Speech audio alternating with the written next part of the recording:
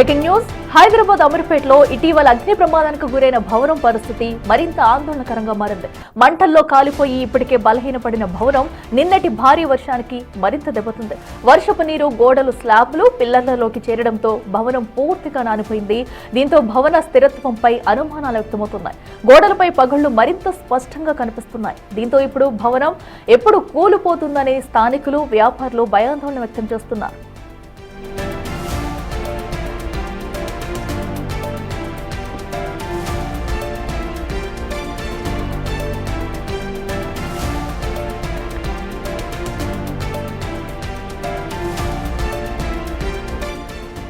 ప్రమాదకరంగా మారిన భవనం చుట్టూ అధికారులు భద్రతా చర్యలు కొనసాగిస్తున్నారు. వర్షాలు పడుతున్న వేళ భవన సమీపానికి ప్రజలు వెళ్లవద్దని అధికారులు హెచ్చరిస్తున్నారు. పరిస్థితిని జీహెచ్ఎంసీ, ఫైర్, డిజాస్టర్ మేనేజ్మెంట్ బృందాలు పర్యవేక్షిస్తున్నాయి. సాంకేతిక నిపుణులు నివేదిక ఆధారంగా భవనాన్ని కూల్చివేయాలా లేదా అనే అంశంపై నిర్ణయం తీసుకునే అవకాశం ఉంది.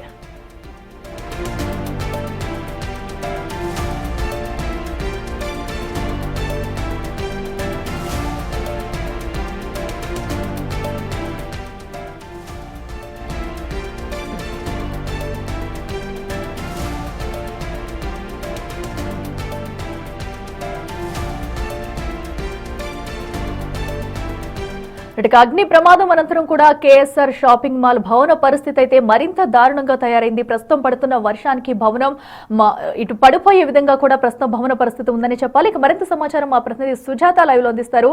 సుజాత, ప్రస్తుతం భవన సిచ్యువేషన్ చూస్తున్నాము. ఒక పక్కన అగ్ని ప్రమాదం అనంతరం కూడా భవనం కూలిపోయే సిచ్యువేషన్ లో ఉంది. దానికి తోడు వర్షాలు కూడా పడటంతో అసలు ప్రస్తుతం భవన సిచ్యువేషన్ ఎలా ఉంది? దాన్ని కూల్ చేసే విధంగా ఇప్పుడు అధికారులు చర్యలు తీసుకుంటున్నారు. అప్డేట్స్ ఏంటి?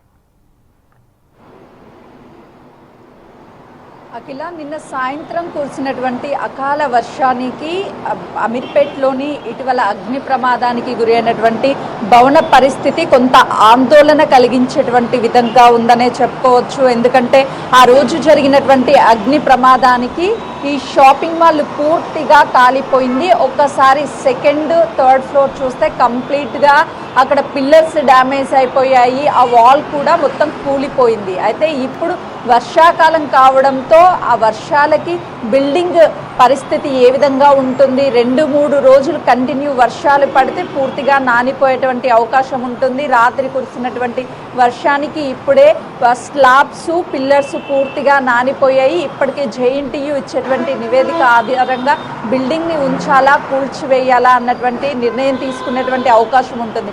ఈలోపే కొంత జీహెచ్ఎంసీ కానీ పోలీసులు పూర్తిగా చుట్టుపక్కల బారికేడ్స్ని ఏర్పాటు చేస్తే కొంత ప్రయాణికులకి కావచ్చు, లేదంటే వాహనదారులకు ఎలాంటి ఇబ్బందులు కలగకుండా ఉంటుంది. ఒక్కసారి మనం బిల్డింగ్ దగ్గర చూస్తే ఎక్కడ మనకి బారికేడ్స్ అనేవి ఎక్కడా కనిపించడం లేదు. ఒకసారి ఇది మొత్తం దాదాపు ఇది మెయిన్ రోడ్డు, ఒకవైపు బస్ స్టాప్స్, బస్ ఆగుతుంటాయి, కార్లు ఆగుతూ ఉంటాయి ప్రయాణికుల కోసము. సో బారికేడ్స్ని ఏర్పాటు చేస్తే ఎలాంటి ప్రమాదం ఉండదు. ఇది ప్రమాదంలో ఉంది కాబట్టి బిల్డింగ్ కొంత ప్రయాణికులు అలర్ట్ అయ్యేటువంటి అవకాశం ఉంటుంది. తక్షణమే పోలీసులు, ట్రాఫిక్ పోలీసులు కావచ్చు, జీహెచ్ఎంసీ అధికారులు ఒక బారికేడ్స్ని ఏర్పాటు చేస్తే ఎవరికి ఎలాంటి ఇబ్బంది కలగకుండా ఉంటుంది. అయితే ప్రధానంగా ఈ బిల్డింగ్లో జరిగింది అగ్ని ప్రమాదం మాత్రమే అని చెప్పడానికి లేదు. దాదాపు 250 మంది కుటుంబాలు ఆధారపడి ఉన్నాయి ఇక్కడ పనిచేసేటువంటి వర్కర్స్.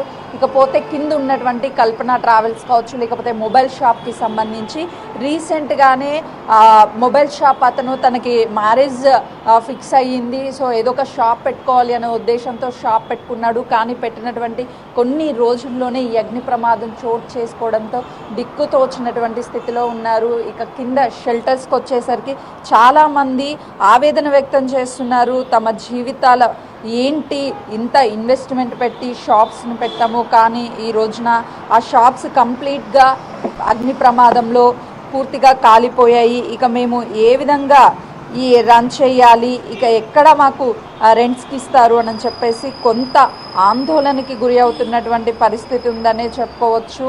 ఇక అధికారులు తక్షణమే ఈ బిల్డింగ్కి సంబంధించి ఏదో ఒక చర్యలు తీసుకోవాలి, లేదంటే మరొక ప్రమాదం జరిగేటువంటి అవకాశం ఉంది. రానున్నటువంటి రోజులు వర్షాకాలం కాబట్టి వెంటనే అధికారులు తక్షణమే స్పందించాలి అని చెప్పేసి ఇటు చుట్టుపక్కల ఉన్నటువంటి వాళ్ళు కోరుతున్నారు. బిల్డింగ్ మొత్తం మెయిన్ రోడ్డు మీద ఉండడం వల్లనే కొంత భయానికి గురి అవుతున్నటువంటి పరిస్థితి ఉంది.